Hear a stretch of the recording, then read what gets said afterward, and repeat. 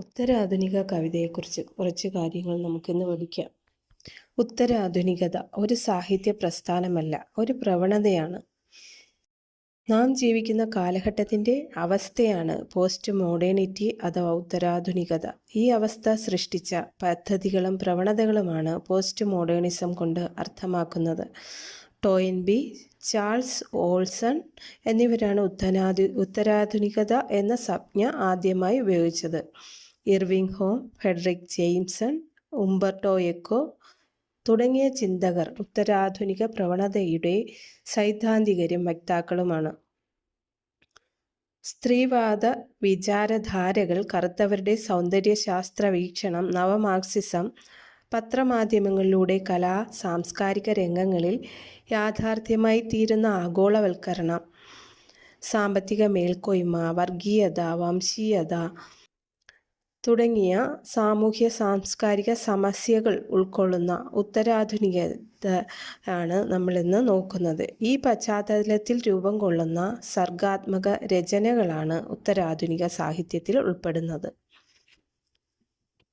P Ramachandran, K R. Tony, S. Joseph, Rafeeq Ahammed, T P. Rajeevan, P. Ramachandran, Pavithran Theekkuni, Veerankutty, Mohanakrishnan Kalady, Murukan Kattakada ഇങ്ങനെ ധാരാളം ഉത്തരാധുനിക കവികൾ ഉണ്ട്. പി. രാമചന്ദ്രൻ പ്രകൃതിയിൽ തന്നെയും തന്നിൽ പ്രകൃതിയെയും കണ്ടെത്തുന്ന കവിയാണ് പി. രാമചന്ദ്രൻ. ഈ കവി പരിസ്ഥിതിയെ അതിൻ്റെ സമഗ്രതയിൽ ദർശിക്കുന്നു. അദ്ദേഹത്തിൻ്റെ ആദ്യ കവിതാ സമാഹാരമാണ് കാണെ കാണെ. ഇതിലെ മിക്ക കവിതകളും പാരിസ്ഥിതിക ബോധത്തിൻ്റെ പ്രഖ്യാപനങ്ങളാണ്. കാണെ കാണെ, മാമ്പഴക്കാലം, ഹരിതാഭരണം, സഖ്യനും അസഖ്യനും എന്നിങ്ങനെ ധാരാളം കവിതകൾ അദ്ദേഹം എഴുതിയിട്ടുണ്ട്. മാമ്പഴക്കാലത്തിൽ ഗ്രാമീണതയുടെ മേൽ നാഗരികതയുടെ കൈ പതിച്ച ആധിപത്യത്തെ വിമർശനാത്മകമായി വിശകലനം ചെയ്യുന്നുണ്ട്. മാജിക്കൽ റിയലിസത്തിൻ്റെതായ ഒരു പുതിയ കാവ്യരചനാ തന്ത്രം ഉപയോഗപ്പെടുത്തിയ കവിതയാണ് കാണെ കാണെ എന്നുള്ളത്. പി. രാമചന്ദ്രൻ എന്ന് പറയുന്നത് പ്രകൃതിയെ അതിൻ്റെ സമഗ്രതയിൽ ദർശിക്കുന്ന കവിയാണ്. കാണെ കാണെ, മാമ്പഴക്കാലം, ഹരിതാഭരണം, സഖ്യനും അസഖ്യനും എന്നിവയാണ് പ്രധാന കൃതികൾ എന്ന് പറയുന്നത്. അദ്ദേഹത്തിൻ്റെ കാണെ കാണെ ആദ്യ കവിതാ സമാഹാരമാണ്. ഇതിൽ മാജിക്കൽ റിയലിസത്തിൻ്റെതായ ഒരു പുതിയ കാവ്യരചനാ തന്ത്രം അദ്ദേഹം ഉപയോഗപ്പെടുത്തിയിട്ടുണ്ട്. ഇതുപോലെ വരുന്ന മറ്റൊരു കവിയാണ് കെ.ആർ. ടോണി. കെ.ആർ. ടോണി എന്ന് പറയുന്നത് യാതൊരുവിധ ദർശനങ്ങളുടെയും പ്രത്യയശാസ്ത്രങ്ങളുടെയും ഭാരങ്ങളില്ലാതെ എഴുതാൻ കവിഞ്ഞ കവിയാണ്. സദാചാര മൂല്യങ്ങളെയും ആദർശവൽകൃത ബിംബങ്ങളെയും തകർക്കുകയും വിമർശിക്കുകയും ചെയ്യുകയാണ് ടോണിയുടെ മിക്ക കവിതകളും. ദൈവപാതി, അന്ധകാണ്ഡം എന്നീ സമാഹാരങ്ങളിലെ കവിതകൾക്കെല്ലാം ഈ ഒരു രീതിയുണ്ട്. വിരോധാത്മക കവിതകൾ, ഫലിത പരിഹാസങ്ങൾ എന്നിവയിലൂടെ സമൂഹത്തിലെ വർത്തമാനകാല പൊള്ളത്തരങ്ങളെ വിമർശന വിധേയമാക്കുകയും ആത്മവിമർശനം നടത്തുകയും ചെയ്യുന്നുണ്ട്. ചില കവിതകൾ പരാതികളായും ചിലത് കറുത്ത ഹാസ്യങ്ങളായും മാറുന്നു. അന്ധകാണ്ഡത്തിൽ എഴുത്തച്ഛൻ്റെയും ഒരു തോറ്റം പാട്ടിൽ കുഞ്ചൻ നമ്പ്യാരുടെയും പാരഡികളാകുന്നുണ്ട് കവിത.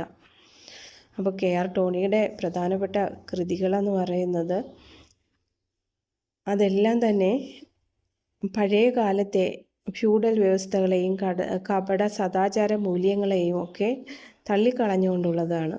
ദൈവപാതിയിലെ കവിതകൾ ഭാഷയെ തിരിച്ചെടുക്കുന്ന ഒരു സ്വഭാവമുള്ളതാണ്. ദൈവപാതി, അന്ധകാണ്ഡം, പിന്നെ വരുന്നത് എഴുത്തച്ഛൻ്റെ ഒരു വിമർശനമായിട്ട് വരുന്നതാണ് അന്ധകാണ്ഡത്തിലെ. തോറ്റം പാട്ടിലാണെങ്കിൽ കുഞ്ചൻ നമ്പ്യാരുടെ കവിതയെ പാരഡികളായിട്ടും മറ്റുമൊക്കെ പറയുന്നുണ്ട്. ഉത്തരാധുനിക കവിതയിൽ തൻ്റേതായ ശൈലിയും സ്ഥാനവും ഉണ്ടാക്കിയെടുത്ത കവിയാണ് എസ്. ജോസഫ്. എസ്. ജോസഫിനെ കുറിച്ച് നമുക്ക് നോക്കാം. എസ്. ജോസഫിൻ്റെ ആദ്യ കവിതാ സമാഹാരം എന്ന് പറയുന്നത് കറുത്ത കല്ലാണ്. താരതമ്യേന ദീർഘവും കഥാത്മകവും കാൽപ്പനികവുമായ ഒരു കാവ്യരചനാ രീതിയാണ് എസ്. ജോസഫിൻ്റേത്. കറുത്ത കല്ല് എന്ന കവിത കവിയുടെ സ്വത്വത്തിൻ്റെ അല്ലെങ്കിൽ ജീവിതത്തിൻ്റെ തന്നെ അടയാളമായി മാറുന്നുണ്ട്. കറുപ്പിലേക്ക്, എൻ്റെ കറുപ്പിലേക്ക് ഞാൻ തിരിച്ചു പോകുന്നു എന്നാണ് കവി ഉറപ്പിച്ചു പറയുന്നത്. കറുത്ത പുസ്തകം, കറുത്ത പാതകൾ, കറുത്ത വേശ്യകൾ, കറുത്ത കുഞ്ഞുങ്ങൾ എന്നിങ്ങനെ ദളിത് സ്വത്വത്തിൻ്റെ തന്നെ മായാത്ത മുദ്രകളെയാണ് കവി ഇവിടെ അവതരിപ്പിച്ചിരിക്കുന്നത്. മീൻകാരനിൽ കുറച്ചുകൂടി വ്യക്തി ജീവിത സംഘർഷങ്ങളെ രേഖപ്പെടുത്തുന്നു. ഇടം എന്ന കവിതയിൽ നഷ്ടപ്രകൃതിയെ ഗുരുതരമായി അവതരിപ്പിക്കുന്നു. ഉപ്പൻ്റെ കൂവൽ വരയ്ക്കുന്നു, പുഴ, അപ്പവും അമ്മവും, വെള്ളം എന്നിങ്ങനെ കവിതകളിൽ പ്രകൃതി സജീവമായി മാറുന്നു. അദ്ദേഹത്തിൻ്റെ കവിതകളെല്ലാം പ്രകൃതിയും അതുപോലെ ദളിത് സ്വാതന്ത്ര്യത്തിൻ്റെ അല്ലെങ്കിൽ ദളിത് സ്വത്വത്തിൻ്റെ മായാത്ത മുദ്രകളുമാണ്. അദ്ദേഹത്തിൻ്റെ ആദ്യ കവിതാ സമാഹാരമാണ് കറുത്ത കല്ല് എന്ന് പറയുന്നത്. അതുപോലെ ഇടം, ഉപ്പൻ്റെ കൂവൽ വരയ്ക്കുന്നു എന്നുള്ളതും, പുഴ, അപ്പവും അമ്മവും, വെള്ളം എന്നിങ്ങനെ കറുത്ത പുസ്തകം, കറുത്ത പാതകൾ, കറുത്ത വേശ്യകൾ, കറുത്ത കുഞ്ഞുങ്ങൾ എന്നിങ്ങനെ സ്വത്വത്തിൻ്റെ ദളിത് സ്വത്വത്തിൻ്റെ തന്നെ മായാത്ത മുദ്രകളെ അവതരിപ്പിക്കുന്ന കവി കൂടിയാണ് നമ്മുടെ എസ് ജോസഫ് എന്ന് പറയുന്നത്. റഫീഖ് അഹമ്മദ് ആത്മഭാഷണത്തിൻ്റെ സാമൂഹ്യ തലങ്ങളിലേക്കുള്ള വികാസമാണ് തൻ്റെ കവിത എന്ന് പറഞ്ഞ കവിയാണ് റഫീഖ് അഹമ്മദ്. ആത്മഭാഷണത്തിൻ്റെ സാമൂഹ്യ തലങ്ങളിലേക്കുള്ള വികാസമാണ് തൻ്റെ കവിത എന്ന് പറഞ്ഞ കവിയാണ് റഫീഖ് അഹമ്മദ്. അദ്ദേഹത്തിൻ്റെ പ്രധാന കൃതികളാണ് തോരാമഴ, ആൾമറ, മഴ കൊണ്ട് മാത്രം, പാറയിൽ പണിഞ്ഞത്, സ്വപ്നവാഗ്മൂലം, ഗ്രാമവൃക്ഷത്തിലെ വവ്വാൽ എന്നിവയാണ്. റഫീഖ് അഹമ്മദിൻ്റെ പ്രധാന കൃതികളാണ് തോരാമഴ, ആൾമറ, മഴ കൊണ്ട് മാത്രം, പാറയിൽ പണിഞ്ഞത്, സ്വപ്നവാഗ്മൂലം, ഗ്രാമവൃക്ഷത്തിലെ വവ്വാൽ എന്നിവയാണ്. കേരള സാഹിത്യ അക്കാദമി അവാർഡ് നേടിയ റഫീഖ് അഹമ്മദിൻ്റെ കവിതയാണ് ആൾമറ. 2006 കഴുതപ്പുറത്തേറിപ്പോയതു പഴങ്കാലം, കമ്പ്യൂട്ടർ പുറത്തേറി വന്നതോ പുതുകാലം. ഇത് ആരുടെ വരികളാണെന്ന് ചോദിച്ചാൽ റഫീഖ് അഹമ്മദിൻ്റെ ആണ്. കഴുതപ്പുറത്തേറിപ്പോയത് പഴങ്കാലം, കമ്പ്യൂട്ടർ പുറത്തേറി വന്നതോ പുതുകാലം. ഇത് റഫീഖിൻ്റെ വരികളാണ്. റഫീഖ് അഹമ്മദ് എഴുതിയ നോവലാണ് അഴുക്കില്ല. അടുത്ത് ടി പി രാജീവൻ്റെ പ്രധാന കൃതികളാണ് രാഷ്ട്രതന്ത്രം, വയൽക്കാര്, ഇപ്പോഴില്ലാത്ത വാതിൽ, കോരിത്തരിച്ച നാൾ, നീ വരുന്നില്ല, പ്രണയശതകം എന്നിവയൊക്കെ ടി പി രാജീവൻ്റെ കൃതികളാണ്. ഉത്തരാധുനിക കവികളിലെ പ്രമുഖനായ ഒരു വ്യക്തിയാണ് ടി പി രാജീവൻ. അദ്ദേഹത്തിൻ്റെ പ്രധാന കൃതികളാണ് രാഷ്ട്രതന്ത്രം, വയൽക്കാര്, ഇപ്പോഴില്ലാത്ത വാതിൽ, കോരിത്തരിച്ച നാൾ, നീ വരുന്നില്ല, പ്രണയശതകം ഇവയൊക്കെ. ടി പി രാജീവൻ്റെ നോവലുകൾ പരിചിതമായതായിരിക്കാം. ടി പി രാജീവൻ്റെ നോവലിൽ പ്രധാനപ്പെട്ടതാണ് പാലേരി മാണിക്യം, ഒരു പാതിരാ കൊലപാതകത്തിൻ്റെ കഥ, KTN കോട്ടൂർ, എഴുത്തും ജീവിതവും, ക്രിയാശേഷം ഇവയൊക്കെ. ടി പി രാജീവൻ്റെ നോവലുകളാണ് പാലേരി മാണിക്യം, ഒരു പാതിരാ കൊലപാതകത്തിൻ്റെ കഥ, KTN കോട്ടൂർ, എഴുത്തും ജീവിതവും, ക്രിയാശേഷം എന്നിവ. അടുത്ത് പി പി രാമചന്ദ്രൻ്റെ കൃതികളാണ് കാണക്കാണെ, മിഠായിത്തെരുവ്, രണ്ടായി മുറിച്ചത്, ലളിത. P P രാമചന്ദ്രൻ്റെയാണ്. നമ്മൾ നേരത്തെ പറഞ്ഞതാണ് കാണക്കാണെ, മിഠായിത്തെരുവ്, രണ്ടായി മുറിച്ചത്, ലളിതം തുടങ്ങിയവ. കേരള സാഹിത്യ അക്കാദമി അവാർഡ് നേടിയ പി പി രാമചന്ദ്രൻ്റെ കൃതിയാണ് കാണക്കാണെ. 2002 ഇത് ലഭിച്ചത്. അതുപോലെ പവിത്രൻ തീക്കുനി ഉത്തരാധുനിക എഴുത്തുകാരിൽ പ്രമുഖനാണ് പവിത്രൻ തീക്കുനി കവിതകൾ പവിത്രൻ തീക്കുനിയുടെ കവിതയാണ്. തീക്കുനി കവിതകൾ എന്ന് പറയുന്ന പവിത്രൻ തീക്കുനിയുടെയാണ്. പവിത്രൻ തീക്കുനിയുടെ പ്രധാന രചനകളാണ് വീട്ടിലേക്കുള്ള വഴികൾ, രക്തകാണ്ഡം, കത്തുന്ന പച്ചമരങ്ങൾക്കിടയിൽ,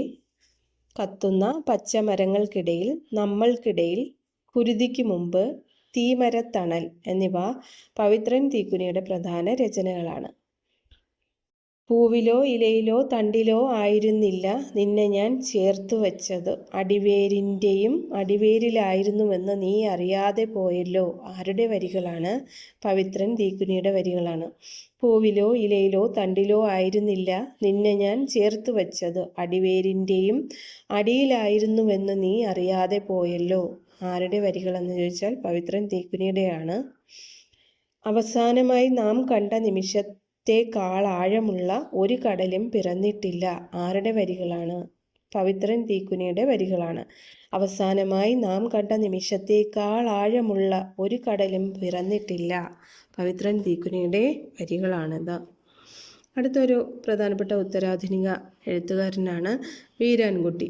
വീരാൻകുട്ടിയുടെ പ്രധാന കൃതികളാണ് ഓട്ടോഗ്രാഫ്, ജലഭൂപടം, മാന്ത്രികൻ, മൺവീട്, തൊട്ടു തൊട്ട് നടക്കുമ്പോൾ.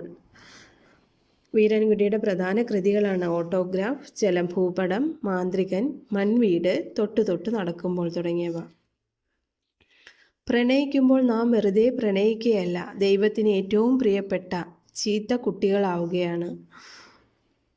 ആരുടെ വരികളാണ്? വീരാൻകുട്ടിയുടെ പ്രണയിക്കുമ്പോൾ എന്ന കവിതയിലുള്ള വരികളാണ്. പ്രണയിക്കുമ്പോൾ നാം വെറുതെ പ്രണയിക്കുകയല്ല, ദൈവത്തിന് ഏറ്റവും പ്രിയപ്പെട്ട ചീത്ത കുട്ടികളാവുകയാണ്. ഇത് വീരാൻകുട്ടിയുടെ വരികളാണ്.